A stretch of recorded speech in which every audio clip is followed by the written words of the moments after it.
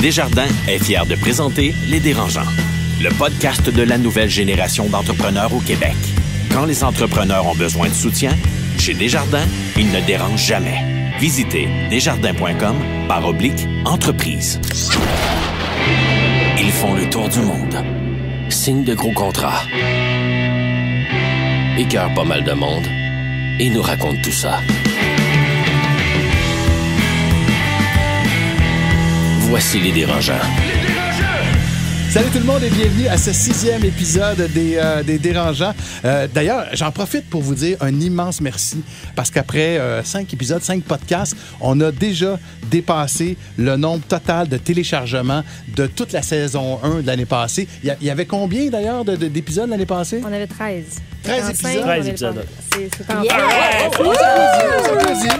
Et ceux que vous avez entendus applaudir, Marc-Claude Duquette est avec nous aujourd'hui. Bonjour. Salut Marie-Claude, Alex Mancy est là. Salut Pat. Et Marie-Philippe Simard. Allô. D'abord, j'en profite pour vous souhaiter une heureuse Saint-Valentin, parce qu'on est quand même dans la période de la Saint-Valentin présentement. Ben, ça vous tente, c'est effrayant. Bravo, la gang. Non, mais on est entrepreneurs. On a pas le temps. OK, On a vous pas autres, le ça vous temps. intéresse pas, Ben, ces affaires-là. On Hein? est au-dessus de ça, nous, OK, l'amour, d'abord. là. Bon. OK, Fait que donc, Pas le temps. Pas le temps pour ça. Fait que le thème d'aujourd'hui, comment trouver l'âme sœur dans une entreprise, c'est pas... C'est ça, on n'a rien à dire. OK. C'est terminé. Mais là, mais vous êtes deux célibataires, les filles, right? Ouais, mais pas à la recherche. Fait que. Fait que si profite c'est pas Valentin de- pour vous autres, c'est pas. Ben, on fait bien des affaires, là. On fait bien des Ben, affaires. On va c'est juste une faire journée un comme resto. un autre, On là. va pas au Red Lobster ce soir. Bon, on va commencer par les coups de cœur, coups de gueule. Et moi, je commence par mon coup de gueule. Votre enthousiasme aujourd'hui. Non, allez-y. Qui commence? Coup de cœur, coup de gueule, je vous écoute. Moi, je vais commencer parce que c'est très important, mon coup de gueule. Vous allez voir. On est 2 dérangeantes. Marie-Philippe, je t'écoute. Ouais. Ouais. 2 dérangeantes, une invitée féminine. On est 3 filles sur 5 ici. Ça n'a jamais arrivé. Puis c'est le début de la révolution féminine sur Terre, je pense. Je trouve ça extraordinaire. Ça arrive jamais. C'est très rare d'avoir des invités. C'est pas qu'on n'essaye pas, mais c'est très rare. Puis on est 2 dérangeantes sur 7. Fait que extraordinaire, extraordinaire. Et d'ailleurs, c'est drôle que tu dis ça parce que j'ai omis de la présenter, la fameuse invitée qui va être avec nous dans quelques instants. C'est Stéphanie oui. Hervé, la championne du monde de gaming. Dans quelques instants, elle va être Fait avec que nous. coup de gueule, C'est un- 3 c'est un coup de femmes cœur. extraordinaires. Ouais, mais moi, je comprends pas la différence coup de cœur, coup de gueule. Ah, À chaque fois, ok. j'ai mélange, moi. Moi, j'y vais, c'est ça. Ben voyons donc. Non, je comprends pas. C'est un Coup de concept cœur, assez de base, hein? Ben, en tout cas, OK, mais j'ai de la misère avec ma gauche, ma droite. Peut-être qu'il y a quelque chose à faire en lien avec ça. Je le sais pas. cœur, la gueule. Coup de cœur, coup de gueule. Je sais pas. Pour moi, coup de gueule, c'est positif. Ben, moi, T'es je de trouve bonne que c'est un coup de cœur. Ben, coup de bon. Ben oui, je suis assez d'accord avec toi, l'a Marc-Claude, dit. ouais. C'est- Mais ça voulait dire ça quand même. Coup de cœur. Je suis de bonne humeur. OK, mais quand on a une bonne humeur, absolument, c'est un coup de cœur. Ben, c'est ça. là. Je Imagine me que t'avais reprendrai pas la de bonne prochaine humeur, fois. hein? Oui, c'est ça. Alex? Hey, moi, je vais d'un coup de gueule. Il y a une couple de semaines, Caroline et Néron ont eu des déboires financiers qui ont été étalés sur la place publique. Oui. Puis là, je me suis mis à lire les commentaires un peu dans les médias sociaux que les gens disent, là, les gérants d'estrade, ceux qui ont probablement jamais rien fait de leur vie. Là. Hey, on est-tu méchants quand le monde a des échecs? Ça a pas On d'allure. attend souvent que ça. Il n'y a personne qui lance de fleurs parce qu'elle a quintuplé son chiffre d'affaires en 2 ans. Mais parce qu'elle a des échecs, puis là, c'est public, hey, on pile dessus, on lance des roches. Non, je trouve que comme gens, là, ça fait pitié, puis c'est très cheap. Très OK. cheap. Tu sais, il n'y a personne qui part une business avec son nom personnel pour échouer, là. On s'entend? Fait que ça, je pense qu'il y a des gens qui devraient peut-être faire d'autres choses que passer leur journée à écrire des commentaires négatifs, là. On dirait que les gens étaient contents qu'elle se plante à quelque part. Oui! Puis je trouve que ça sort d'une espèce de jalousie mal placée. Peut-être c'est au Québec ou je sais pas si c'est Non, juste c'est pas au Québec. Québec. C'est pas au Québec. Mais on dirait qu'on est content quand les gens échouent. Puis c'est un peu pathétique, là. On Ben, devrait c'est pas être triste, content. là. C'est plate, là, qu'elle soit rendue là. C'est plate pour ses employés. C'est plate pour... C'est plate. On devrait au contraire essayer de trouver une façon de l'aider. Puis je sais pas que à la gang, là, on met tout un pot puis on met de l'argent dedans. Mais non, je trouve ça super triste. Je suis assez d'accord avec toi. Donc, coup de gueule, donc, pour les gens qui ont critiqué Les Caroline gérants Néron. d'estrade qui n'ont rien essayé dans leur vie puis qui se permettent de juger les gens. Oh, il y a du jugement là-dedans. là. Ben oui, non, mais c'est facile de juger après coup. Mais Ouais, quand ouais, tu es c'est dans vrai. l'action puis tu prends des décisions, ça se peut que Non, tu mais te c'est trompes. vrai, j'ai lu des commentaires qui disaient, ben là, elle a pas payé son impôt, c'est mon argent, ça. Je suis comme, Ouais, c'est pas ton argent. on peut-tu, tu sais, faire la part des choses? Mais je vais enchaîner avec ça parce que moi, c'est un coup de gueule. OK? Mon Un vrai premier, coup de gueule, c'est ou- mon premier. Moi, il y a beaucoup de gens qui m'ont demandé justement qu'est-ce que je pensais de la situation avec Caroline Néron. Puis spontanément, j'avais vraiment de la peine. J'avais vraiment, peu importe ce qui se passe, c'est triste, c'est pas une bonne nouvelle, c'est poche. Puis j'étais dans un week-end, je parlais avec des amis, puis ça nous emmenait à la discussion de la faillite. Puis en discutant, moi, j'ai des amis qui sont dans le domaine de la construction et la faillite, c'est une mode. C'est un échappatoire. Hein? On va faire la part des choses. Je parle pas de la situation, justement, de Karine Néron. Juste, en construction, au Québec, en ce moment, il y a quelque chose qui doit être fait, quelque chose qui doit être changé. Moi, j'ai des entrepreneurs, des petits entrepreneurs qui roulent 25, 20 millions par année, des fois 15. Quand tu as un contrat de 20 000, 100 000 qui n'est pas payé, puis là, la grosse firme, la grosse compagnie à Montréal, oh mon Dieu, sont sur le bord de la faillite, ça va pas bien, on va redresser ça. Ils redressent. Mais le gars qui a fait la job, là, lui, là, il est toujours pas payé. Mais il y a toi, puis il y a un autre, puis il y a un autre. Fait que finalement, il se ramasse là avec tellement de pertes, puis c'est pas des petits montants. Puis après ça, il revient me dire hey, « Tu peux-tu me refaire la job? La job que tu m'as pas payée, là, la même? » Non. Non. Fait que, puis là, tu peux pas trop bouger, parce qu'on va se le dire, là finalement, ben c'est la mafia. Il en parlait, puis là, la vapeur montait, puis même moi, j'en revenais pas. Moi, avec mon petit 8 000 là, que je me fais pas payer, mais eux, c'est des faillites par-dessus faillites, puis finalement, ils s'en sortent pas, puis là, ils se réincorporent sur un autre nom de compagnie, mais avec 2019 au bout Inc., là. Sérieux. Non, mais tu sais que, juste renchaîner sur ton point, j'ai un client que je nommerai pas, et il m'a carrément dit, moi, je construis une tour à condo, puis à la fin, quand c'est fini, je fais faillite. Fait que la prochaine tour à condo, mon dossier de CSST est vierge, j'ai pas besoin d'honorer aucune garantie après. Fin de l'histoire. Bon, il est peut-être plus client chez nous, là, mais... Mais c'est sûr qu'il y en a... Mais t'as raison, donc c'est une mode, carrément, c'est rendu comme ça. Oui, puis il y en a qui l'utilisent de manière négative. Mais tu sais, si tu prends un commerçant, je sais pas, tous les gens dans le commerce de détail qui ont de la misère là, dans les dernières années, il faut aussi permettre à ces gens-là que si jamais ça marche pas, pour plein de raisons, puis ils ont essayé, là, ça fait 3 ans qu'ils essaient d'adresser, puis ça marche pas. Un commerçant qui est à sa rue Sainte-Catherine, qui a des travaux, puis il n'y a plus de clients, tu sais. À un moment donné, il faut permettre à cette personne-là de dire, OK, j'arrête, je t'aboute, puis qu'elle soit pas empêchée de rien faire pendant les 10 prochaines années. Je suis d'accord, tu sais, tu le sais, mon histoire. Moi, je connais des gens près de moi, très près de moi, qui ont fait faillite, et je les respecte, je les aime. Là, je parle du domaine de la construction, où il y a de l'abus total. Cela étant dit, je me rends compte que le thème de la faillite, ça nous fait tous réagir. Peut-être qu'à un moment donné, on pourrait en faire le thème d'une émission au grand complet. C'est noté à quelqu'un. Fait que vous le vouliez ou non, que vous soyez des entrepreneurs puis que ça vous intéresse pas pareil, il reste qu'on est en période de Saint-Valentin puis moi j'y tiens et que la thématique d'aujourd'hui sera donc comment trouver l'âme sœur comme ça dans une entreprise avec nous autres. C'est pas toujours simple, c'est pas toujours facile. On va s'en parler au cours des prochaines minutes, mais dans quelques instants, on reçoit la gameuse professionnelle Stéphanie Harvey. Le podcast de la nouvelle génération d'entrepreneurs au Québec. Les Dérangeants. L'entrevue de la semaine vous est présentée par le programme HOP du groupe Millésime. Votre équipe grandit. Profitez d'un accompagnement sur mesure dans vos défis de recrutement. Visitez millésimehop.com. Elle est une développeuse de jeux vidéo, une joueuse professionnelle de jeux vidéo, une championne du monde. Non, mais on reçoit vraiment pas n'importe qui dans Les Dérangeants. On est extrêmement heureux d'avoir avec nous Stéphanie Harvey qui est là. Bonjour Stéphanie. Salut. Stéphanie, donc c'est ça, c'est championne du monde de Counter-Strike, entre autres. T'as commencé ta carrière comment? C'est quoi le flash qui a déclenché cette passion-là pour les jeux vidéo? Mais je dirais que c'est un peu comme n'importe quelle activité un peu orthodoxe. Moi, quand j'ai commencé, ça n'existait pas, là, les jeux professionnels de jeux vidéo. J'ai commencé à jouer dans mon salon comme monsieur, madame, tout le monde. Même encore aujourd'hui, il y en a qui peuvent faire ça. Puis avec le temps, c'est devenu de plus en plus une passion jusqu'à temps que je découvre qu'il y a des compétitions. Puis ça existe. Ça, on parle en 2003. Là. Ça fait quand même un bon moment. Puis je dirais, durant les 10 premières années de ma carrière de joueuse professionnelle de jeux vidéo, c'était pas rémunéré, c'était que par pure passion d'être la meilleure joueuse au monde, de gagner les Coupes du monde avec des petites bourses par-ci, par-là, mais c'était en continuant ma carrière, mes études, tout ce que j'avais en parallèle. Donc moi, j'appelais ça une passion, mais une passion qui était quasiment à temps plein. Là. Je faisais au moins du 40-50 heures semaine là-dessus seulement. Mais ça rapportait aucun revenu. C'était pure passion. Puis quelques années, là, je dirais un peu moins que 10 ans, peut-être 7-8 ans, là, ça a comme explosé. Les jeux vidéo ont explosé. Les générations vont dire vieillissent, c'est dans un sens rajeunissent, là, dans le sens que ceux qui sont nés avec les jeux commencent à avoir de l'argent, à avoir un impact sur ce qu'on consomme, sur ce qu'on regarde et tout ça. Et puis les jeux vidéo, c'est carrément un nouveau monde là, avec des dizaines et des dizaines de métiers complètement différents, exactement comme on a dans le sport, puis dans le jeu. Puis là, ça m'a permis de pouvoir en faire une carrière jusqu'à ce que je quitte ma carrière de développeuse en jeux vidéo, de game designer, pour faire ça à temps plein de la compétition de jeux vidéo. Wow!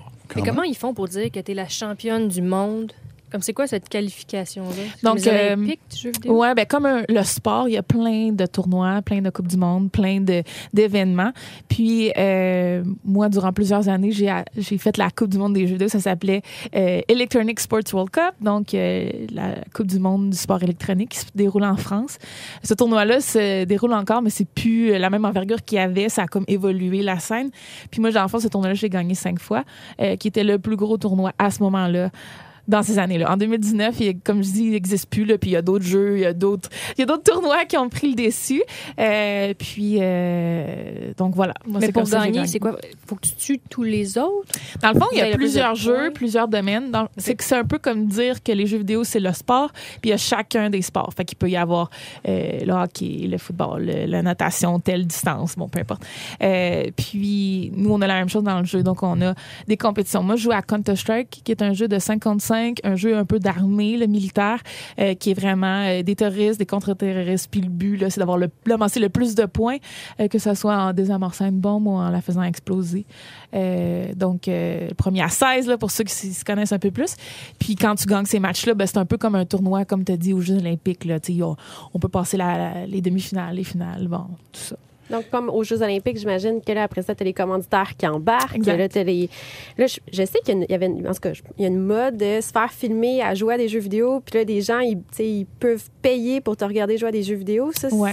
En fond, ça s'appelle la diffusion en ligne, en direct. Ouais. Moi, je fais ça quasiment tous les jours. Ça s'appelle du streaming, là, en bon anglicisme. Puis, c'est un peu comme regarder une vidéo YouTube live de quelqu'un qui joue, mais il est en direct, puis tu as un chat, là, tu peux interagir avec lui. Ça, c'est gratuit, mais tu peux donner de l'argent à cette personne-là pour l'aider à vivre, dans le fond, parce qu'elle elle donne un entertainment là, pendant des heures et des heures. Peu, là, exact. Donc, moi, j'ai beaucoup d'abonnés, beaucoup de Québécois aussi qui me soutiennent comme ça pour que je continue à diffuser en ligne, en direct. C'est comme si, je dirais, un joueur du Canadien faisait de la diffusion en ligne de sa pratique. Le matin à l'aréna ou peu importe. C'est un peu ça, dans mon cas. Je me pratique souvent dans le jeu le matin avant mes pratiques avec mon équipe, puis les gens peuvent me regarder jouer. On a bien du fun ensemble. Ils peuvent me parler en direct. Puis après ça, ben, je les laisse aller chacun à leurs autres occupations, puis moi aussi, je vais faire d'autres choses après. Mais c'est pas comme... Excuse-moi, c'est pas comme YouTube où t'es payé, mettons, je sais pas, 1 pièce par 1000 vues, là, je sais pas. Ça peut être ça aussi. On a des commercials, des advertisements, des pubs. On en a beaucoup aussi. Je dirais que c'est peut-être 1/10 de mon salaire de Twitch, là, avec les inscriptions, avec les dons, avec tout ça. Mais il faut savoir que moi, mon salaire principal, c'est mes commanditaires puis mon équipe professionnelle de jeux vidéo. J'ai le même contrat qu'un joueur de hockey, par exemple. Genre 5 millions par année? Non. Je veux dire, au niveau des clauses, dans le fond, moi, je fais partie du Madison Square Garden Group, qui est les propriétaires des Rangers, des Knicks, tout ça. Ils ont aussi une division jeux vidéo. Puis, on a vraiment le même contrat d'athlète que eux. On a le même soutien que eux. C'est vraiment intéressant. Tu viens de parler d'argent et d'équipe professionnelle. Est-ce que les filles sont aussi bien payées que les gars? Écoute, ça, c'est une question compliquée parce qu'il n'y a pas de filles qui sont aussi bonnes que les gars. Pourquoi? Impossible. En fait, c'est que c'est difficile de savoir pourquoi. Là, je veux tout dire en même temps, mais il faut savoir que moi, je pense, avec mon expérience, qu'il y a beaucoup, beaucoup moins de filles qui jouent à des jeux vidéo en compétition, ce qui fait qu'il y a beaucoup moins de chances qu'il y ait une fille qui soit aussi bonne qu'un gars. Je dirais que c'est la même chose que pourquoi il y a moins de filles en humour, pourquoi il y a moins de filles aux échecs, pourquoi il y a moins de filles au poker. C'est un genre de mini-mystère qui fait que... non seulement il y a moins de filles qui commencent à embarquer là-dedans, mais à la fin, les filles, comme je dirais, lâchent plus durant le parcours parce que c'est très difficile.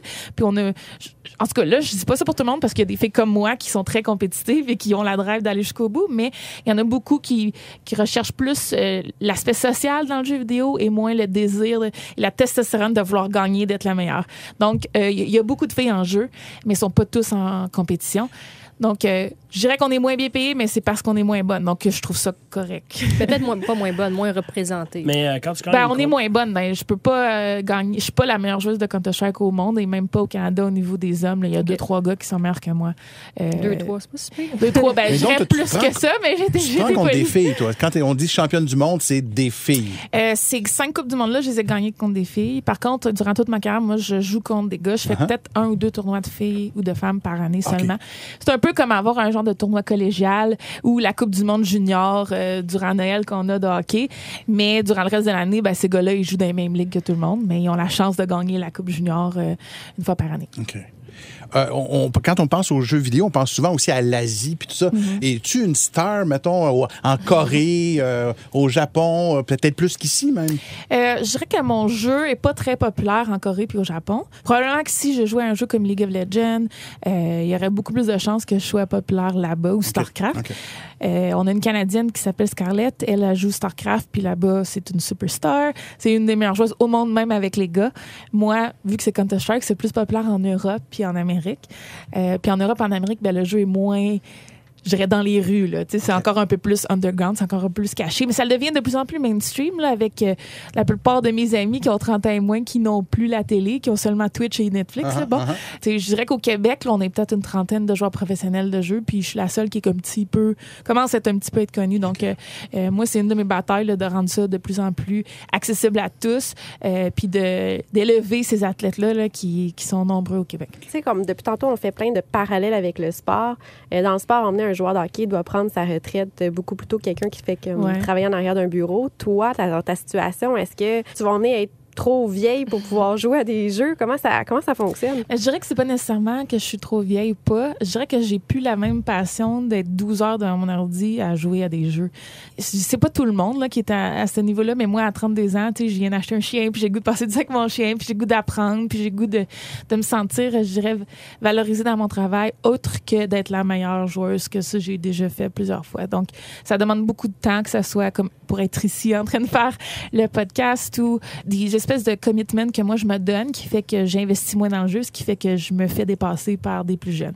Je dirais que c'est plus ça le gros désavantage qui fait que là je suis peut-être sur le bord de la retraite parce que je veux diversifier ma vie. Là. Ouais. Moi, ça ne me dérange pas encore de faire 5 à 6 heures de jeu par jour, mais l'extra supplémentaire pour me rendre à 9-10, j'ai comme plus autant le feu, puis ce qui fait que je peux moins compétitionner avec eux. Là. Puis es-tu obligé de jouer, comme exemple, le soir? Parce que la plupart des gens jouent quand ils reviennent de travailler, ils reviennent de l'école. Est-ce que tes 12 heures, tu les passes le soir jusqu'à 3-4 heures du matin, ou tu joues de 8 à 5, là, comme tout le monde qui va travailler? Ça dépend du jeu, ça dépend aussi du niveau où tu es. Il y a de plus en plus de structures qui veulent se faire au niveau du 8 à 5, dans le sens que on veut restructurer ça, mais moi, le jeu que je joue, c'est encore le fin d'après-midi soir. Fait que vers 6 heures jusqu'à comme 10-11 heures à peu près, c'est là que je joue avec mon équipe de jeu. Puis si je veux me pratiquer personnellement, il faut que je le fasse avant ou après. Puis moi, vu que je vais avoir une rythme de vie un peu plus normale, je le fais avant. Donc, ça me fait des matinées très tard. Puis dans le fond... C'est dur, c'est la vie sociale, ça? Oui, c'est difficile. Ça, je dois dire, les soupers la semaine, puis les filles, d'aller au cinéma, tout ça, c'est quand même très rare là, que je fais ça. Puis le fait justement que tu as eu des commandites avec toi puis avec ton équipe, est-ce que ça fait en sorte que si tu décides d'arrêter demain matin, tu peux prendre 3-4 ans de sabbatique puis aller voyager, ou c'est pas encore une rémunération assez importante pour... Marie veut savoir à quel point c'est payant jouer au jeu. Exactement. Je dirais que ça peut être 0$ jusqu'à des millions. Donc, c'est vraiment dépendamment du jeu qu'on joue, dépendamment de qui on est. Puis mettons une fille québécoise. Qui joue à Counter-Strike. Ce que tu viens de dire, depuis 2-3 ans, je peux le faire. Okay. Fait que ça s'en vient correct, mais pendant je sais pas combien d'années, j'ai fait rien. Fait que, tu sais, ça va très bien ces temps-ci. Je me suis acheté un condo cette année, un char, un chien. Tu sais, bon, j'ai tout fait ça comme en 1 an. Tu sais, la plupart des gens font ça sur 10 ans, mettons, mais moi, j'ai tout fait, bam! Je suis partie de rien à tout, mais c'est ça, j'ai 32. Fait que, tu sais, j'aurais pu avoir ce que j'ai là en travaillant un job normal. Faut savoir que maintenant, il y a beaucoup plus de chances de faire ça plus jeune. J'ai des amis de 20 ans qui sont millionnaires dans le jeu vidéo. Donc, c'est vraiment, je dirais un coup de chance, mais aussi de talent, de priorité, de choisir le bon jeu, d'être dans le bon pays, d'être dans la bonne équipe, d'avoir le bon commanditaire. C'est exactement comme un mix avec les influenceurs puis les sportifs. Là. C'est vraiment un entre-deux où on se doit de faire des trucs d'influenceurs là, sur les médias sociaux et tout ça. Mais en même temps, si tu es le meilleur au monde puis tu fais rien de ça, tu vas quand même être aussi populaire. Comment t'es perçu quand t'arrives à la banque puis ils te demandent qu'est-ce que tu fais dans la vie? Puis ben moi, je joue à des jeux vidéo. Je suis dans aucune catégorie, c'est vraiment l'enfer. Cette année, pour acheter mon condo, il a fallu que je me débrouille comme je pouvais. Ça a été vraiment compliqué. Là. C'est comme une j'existe entreprise, pas, dans le fond, toi-même? Ouais. Dans le fond, moi, j'ai ma propre entreprise. Comme travailleur autonome. Je suis comme travailleuse autonome avec ma propre entreprise. Puis, mes revenus sont instables parce que c'est tout des contrats, c'est tout. On sait jamais ce qui va se passer. Je suis pas vraiment sport professionnel, mais je suis comme sport professionnel. Mais je peux pas prouver que je suis Carey Price. Fait que, tu sais, c'est vraiment pas évident. Tout le monde est super gentil. Tout le monde comprend ma situation. Tout le monde veut me donner les prêts pour un whatever. Sauf que il faut quand même que je prouve mes revenus. Fait que c'est quand même pas évident. Ça fait une couple d'années que je fais affaire avec des gens professionnels qui s'occupent de tout ça pour moi parce que ça s'en vient très compliqué, là, je dis, avec des visas américains, avec des 4 rapports d'impôts à faire un peu partout. Donc, là, je me suis équipée de gens bien entourée. Exactement, qui sont confortables parce que moi, je trouve ça trop long, en fait. Là, Stéphanie Harvey, un immense merci d'être passée ici en studio. T'es vraiment, vraiment gentille. Puis je te laisse aller te soigner parce que j'ai appris que physiquement, ça pouvait être tough aussi quand même, le gaming. Ouais, je suis super en physio. Il y a une couple d'années, là, ça m'a fait assez mal qu'il fallait faire attention. Puis depuis maintenant, ça va bien. Merci beaucoup, Stéphanie Harvey. Merci. Le podcast de la nouvelle génération d'entrepreneurs au Québec. Les Dérangeants. Vente à salade, une présentation de Desjardins Entreprises. Fier de donner un élan aux projets les plus inspirants des entrepreneurs du Québec. On vous présente maintenant, aujourd'hui, donc une 3e start-up finaliste parmi les 10 sélectionnés par notre panel d'experts chez Desjardins Entreprises. Et puis, je vous rappelle d'ailleurs là, que jusqu'au 4 juin prochain, vous savez que vous pouvez voter en ligne pour le projet de votre choix. Il va se mériter donc une formation bootcamp à l'École d'entrepreneurship de Beauce. Puis, les Dérangeants, vous allez aussi vous choisir un gagnant. Alors, notre projet du jour, Marie-Claude. Aujourd'hui, on vous présente une start-up qui s'appelle Minimaliste. On écoute sa directrice générale et associée, Élise Tremblay. Salut, c'est Élise de Minimaliste. Mes associés et moi offrons une solution d'habitation durable et économique qui s'inscrit dans le marché de l'immobilier de l'avenir.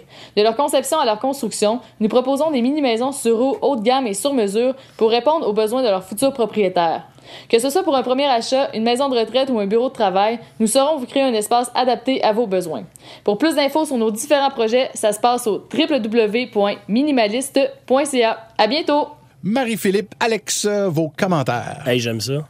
Ah oui, hein? J'aime ça parce que je voyais le concept comme une maison, mais l'idée d'avoir un bureau, je trouve que ça s'ouvre à plein d'industries. Là. Les gens qui travaillent dans le secteur saisonnier et qui ont besoin d'un petit bureau temporaire, amènent la maison là. Non, j'aime ça. Puis elle avait de l'air convaincue, je trouvais aussi. Belle confiance. Ouais. Belle confiance.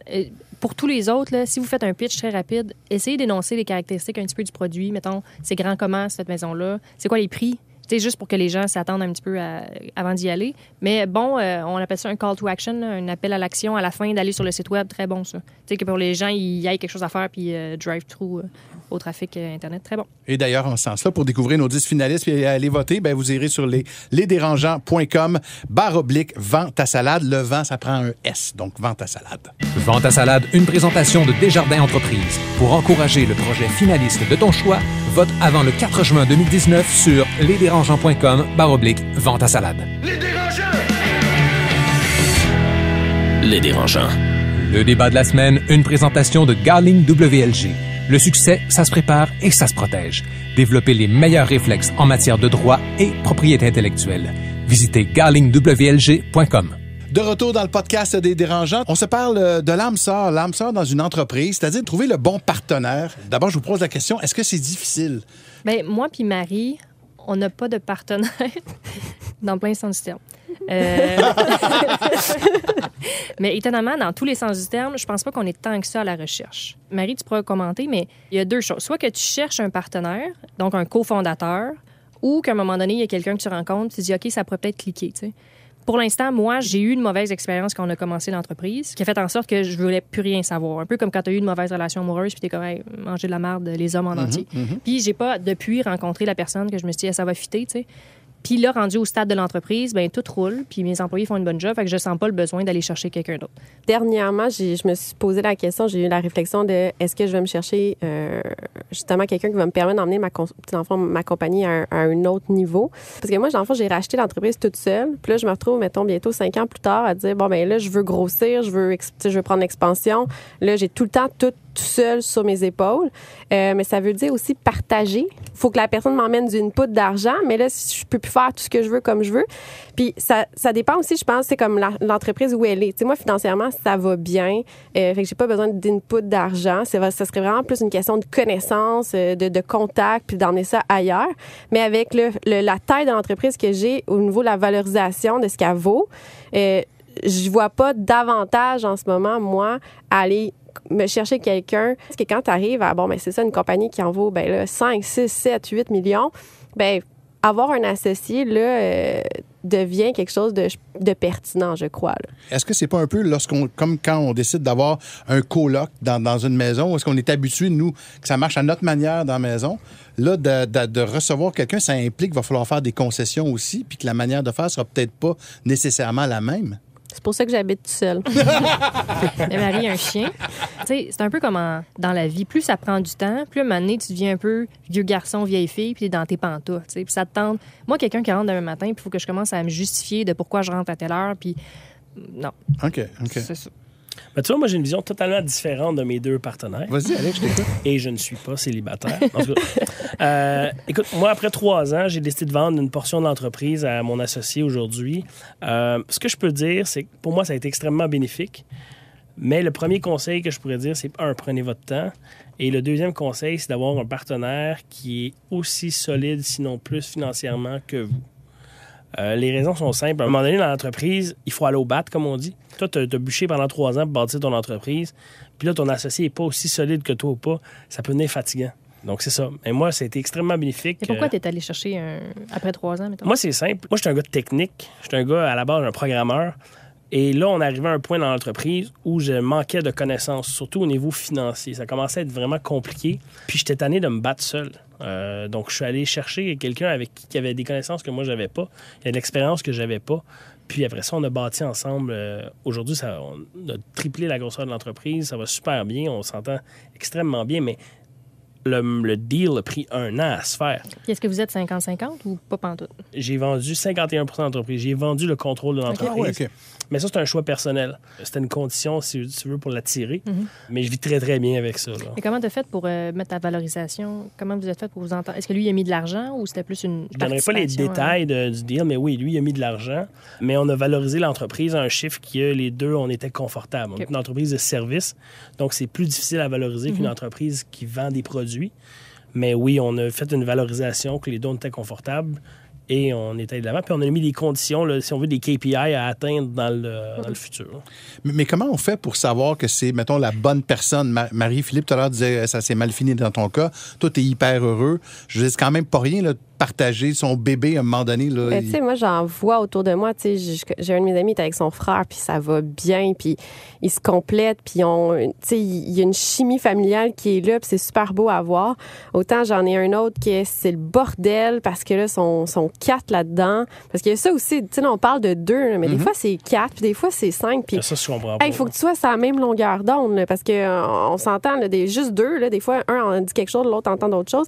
Je pense qu'ultimement, c'est quelque chose que j'aimerais aspirer à me rendre, tu sais, de dire je vais aller me chercher quelqu'un, mais trouver la bonne personne, mais je pense que c'est comme en relation, là. C'est la même affaire, c'est comme un couple, là. Je pense pas que j'ai la recette parfaite. Je pense qu'il y a une question de chance là-dedans, là. Parce que la personne, tu peux l'avoir pendant 1 an, ça va super bien, puis après ça, tu fais le deal, puis c'est un TDC, tu sais. C'est quoi un TDC? Un trou de cul. Moi, je le savais, mais je voulais l'entendre. Fait que, tu sais, il y a une question de chance là-dedans, mais je pense que tu peux faire les conventions d'actionnaires de façon à te protéger contre ça. Oui, il y a 51%, mais il peut pas tout faire. Puis, cette personne-là agit absolument pas comme I own the business. On est vraiment un team. Fait que quand tu disais tout à l'heure de parler de se justifier, on n'est pas là du tout, là. Est-ce que ça arrive de rencontrer quelqu'un pendant un bout de temps, puis qui, tout d'un coup, une fois qu'il est impliqué dans votre entreprise, se transforme complètement, là? Ça se peut, oui. Parce que là, il est impliqué monétairement. Ça devient son cash tout d'un coup. Puis, Et moi, c'est un peu ça qui s'est passé. Moi, je faisais partie d'un incubateur qui s'appelle le Founder Institute. Fait que c'est un incubateur accélérateur, puis les gens sont dedans, puis ils développent un projet d'entreprise. Puis il nous disait beaucoup, il fallait que j'aille quelqu'un de technique, parce que toute seule, moi, j'avais un bac en droit, puis il fallait que j'aille quelqu'un de technique, puis il poussait beaucoup pour ça. Fait qu'à un moment donné, il y avait un gars qui était dans le programme avec nous, puis il s'est impliqué, puis il était bien fin, puis tout. Puis il a dit, ben gars, si tu veux, on va se mettre ensemble, puis on va faire le projet. Puis là, on n'avait pas rien fait. Là. La business n'était pas de commencer. Là. Il n'y avait pas de part, il n'y avait pas d'incorporation, il n'y avait rien. Puis moi, j'ai appris que mon père avait le cancer. OK. Puis elle allait devoir rester à la maison, puis j'allais probablement m'occuper de lui parce qu'elle allait être en convalescence pendant 1 mois et demi, puis etc. Puis je l'ai dit à cette personne-là, j'ai dit, écoute, moi, je vais être obligée de mettre ça sur le hold, je vais me retirer du programme parce que je peux pas faire une business puis gérer mon père qui sort de l'hôpital, je suis pas capable. T'sais, puis moi, j'avais de la peine, puis j'espérais qu'ils me disent, regarde, c'est pas grave, on va mettre ça stand-by, on va revenir, tu sais, un peu de compréhension. Mais pour une raison qui m'échappe encore à ce jour, il a été convaincu que c'était une excuse pour tout garder la compagnie à moi. Tu sais, j'étais à ça d'y envoyer le rapport médical de mon père, tu sais.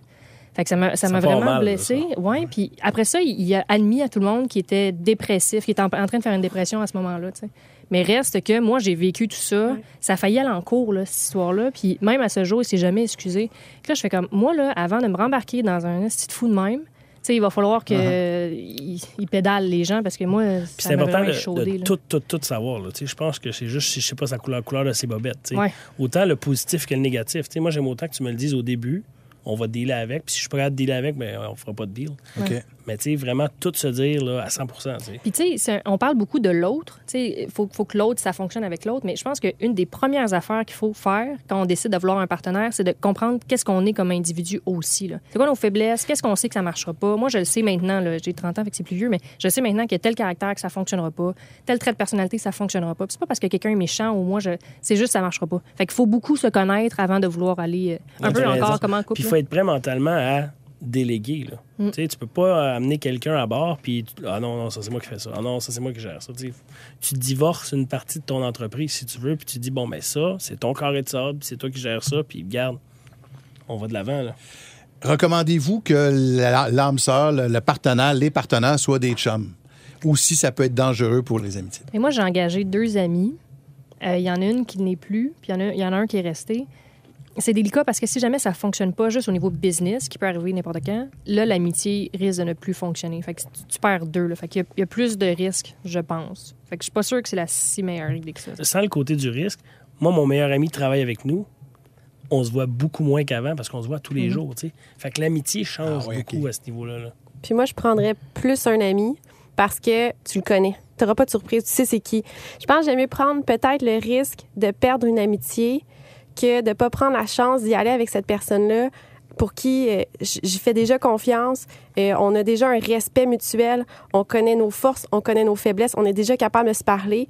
Puis que on a envie de le faire ensemble. Go, on le fait. Okay. Fait que moi, je le vois plus comme une aventure à ce moment-là, puis qui peut juste bien tourner aussi. Là. On vient de parler de l'âme sœur en amitié. Ça peut aussi être carrément en famille. De ce que vous avez vu, vous, autour de vous, en général, est-ce que c'est gage de succès d'avoir des partenaires qui sont de la même famille ou si, au contraire, ça peut être vraiment très rough? Je me sens vraiment regardée en ce moment, mais pourtant, Marie, elle vient de partir une entreprise familiale qui implique ta mère, ton père, ton frère. Oui, on est les 4. Ah oui, Marie-Philippe, oui. Oui, c'est une business qui est spécialisée, ça s'appelle Acquisico, spécialisée vente, achat d'entreprise. Fait que si vous voulez acheter, vendre, c'est un site web en ligne, vous pouvez aller voir acquisico.com. T'as-tu vu la belle plug? Ça s'est fait. Acquisico.com. Ça s'est fait. C'est ça le lien que tu nous as envoyé l'autre fois. C'est ça, quand je te poquais, c'est ça. Ouais. Mais non, nous, ça fonctionne bien parce que je pense que tout le monde est capable de savoir c'est quoi sa force. Puis l'entente qu'on a eue au départ, c'est de dire, regarde, ça c'est ma talle, crisse-moi patience dans ma talle. Fait que, gentiment, exactement. Là. Mais tu sais, ça, moi, c'est ça que je fais. Fait que moi, je m'occupe de toute l'administration. Laissez-moi tranquille là-dedans. Mon père va faire les ventes, mais il est là-dedans. Fait qu'il n'y a pas de compte à rendre. Fait que c'est pour ça que ça fonctionne bien. Puis on a du fun en gang, tu sais. Okay. Fait que c'est important. J'aurais peut-être pas fait ça si on avait une drôle de dynamique familiale, mais nous, on a du fun. Fait que ça marche. Ça, c'est le point de vue de Marie-Philippe. Marc-Claude? Moi, la famille, ça marche. Autant, par exemple, j'ai déjà essayé de travailler avec des membres de ma famille, puis c'est ça, là. On les salue. Tu sais, on s'aime beaucoup à Noël, tu sais. OK. Ouais. Mais es-tu quelqu'un qui aime travailler avec les autres aussi? Toi, c'est tes affaires, ta business, ma manière de faire. Moi, ça? Moi, dans la vie en général. Tu poses vraiment cette question-là? Ouais. Non? Marc-Claude? Mais j'aime ça travailler en équipe. Je suis une fille d'équipe. Moi, travailler toute seule, là, oh mon Dieu, je serais pas capable. Ma team est importante. En ce moment, je veux la grossir parce que je veux vraiment créer quelque chose de beau. Puis honnêtement, je pose constamment des questions à mon équipe. Pour moi, je me sens pas en dessous. On est sur le même pied. J'aime ça qu'ils me challenge. Puis des fois, ils me disent non, ça, Marie, c'est pas bon. Ouais, hein? OK, je vais retravailler ça. Moi, je travaille vraiment en collaboration. Puis, les dérangeants, c'en est un. On travaille en collaboration. Moi, j'aurais pas de misère, mais oui, j'ai une façon à gérer mes affaires en ce moment. Puis ça me demanderait beaucoup d'efforts là, à comme changer certaines choses. Mais moi, Alex, j'ai une question, puis c'est concernant ta blonde. Je Oui. sais pas si tu vas vouloir aller là, mais on y va pareil. Vas-y. Là, tu es avec ta blonde, Oui. tu travailles dans la business avec. On a cofondé l'entreprise ensemble. Bon, mettons, là, ça arrivera jamais. Mais mettons là, que vous vous séparez. Oui. Dans les faits, tu dois aussi mettre fin à son emploi. Ça rajoute une coche de complexité. Je serais pas obligé, mais ça serait un méga malaise, on va se le dire. Ouais. Mais tu sais, je veux dire, ça rajoute un degré de... Tu sais, là, t'es avec ta blonde, je sais pas si vous avez signé les papiers, mais ça rajoute un degré de séparation ultime. Tout ce qui est la paperasse est fait, mais si on parle de côté émotif, là, le côté de la chose, ce serait vraiment de la merde, là, on va se le dire. Là. Ça dépend c'est qui a trompé l'autre. Ouais, aussi. Ce qui serait plus difficile, c'est parce que, tu sais, ma blonde, sa spécialité, c'est le marketing. Puis quand on a commencé ce projet-là ensemble, elle a mis sa carrière un peu en hold, tu sais. Fait que là, en ce moment, ce qu'elle sait faire, c'est pas nécessairement sa carrière. Fait que ça serait plus difficile à ce moment-là. Mais ça arrivera pas. Mais ça arrivera pas. Non, c'est ça. Fait que... Ça, j'allais dire, pauvre Alex, on est en train de parler d'une situation hypothétique. Non, mais c'est très, très, très... Tu sais, parce que moi, justement, on en parle... Je travaille avec ma blonde à tous les jours. Mais tu sais, au travail et à la maison, c'est deux choses carrément. Puis on s'est jamais chicané au bureau puis ça a suivi à la maison. Jamais, ever. OK. Fait que tu sais, mais on a une super communication, là, aussi. Ça, je pense que c'est vraiment très important. Si tu te pognes avec ta blonde à la maison, amène-la pas au travail, là, Ouais. ça va jamais marcher, là. Mais des fois, elle m'en va promener, là. Je conclue avec ça. Il y a sûrement un paquet de monde en ce moment qui nous écoute puis qui se disent « Tabarouette, j'ai peut-être besoin de quelqu'un pour amener mon entreprise à un autre niveau. » Qu'est-ce qui est important de savoir, de connaître de l'autre personne? Faut que tu saches tout. Tu peux pas, comme, avoir des surprises. Puis je pense que qu'est-ce qui est super important, des fois, les gens, on voit quelque chose chez quelqu'un, puis on veut pas le voir. Regardez-le, puis facez-le. Ça serait vraiment un de mes conseils. Puis trouver un cofondateur, là, c'est pas une entrevue là, tu vas faire OK, c'est toi qui embarques puis tu prends 50 de ma business. Il faut vraiment que tu passes du temps avec. Puis je pense qu'il faut que tu acceptes aussi, tout le monde a des défauts, il faut que tu acceptes ces défauts-là. Fait que, tu sais, il faut que tu aies une espèce de liste de défauts. Moi, mettons quelqu'un de cheap, je serais pas capable. Même si c'est pas qu'il est méchant, mais quelqu'un, ça marchera pas. Fait que, tu sais, il faut que tu acceptes qu'il y ait des défauts. Mais mettons, OK, il est intempestif puis il est impatient. OK, je vais vivre avec, tu sais. Fait que faut accepter aussi les défauts de l'autre puis pas espérer qu'il soit parfait, parce que ça n'existe pas. Ça a été extrêmement intéressant, Marie-Philippe, Alex et Marie-Claude. Merci beaucoup. Merci beaucoup d'être venus. Et merci Ça à fait toi. plaisir. Un gros merci à Stéphanie Harvey également d'être venue nous voir ici en studio. Le prochain podcast numéro 7, on va se parler d'immobilier et on va recevoir la championne du monde de boxe, Marie-Ève Dicker. Bye tout le monde. Le podcast de la nouvelle génération d'entrepreneurs au Québec. Les Dérangeants. Les Dérangeants!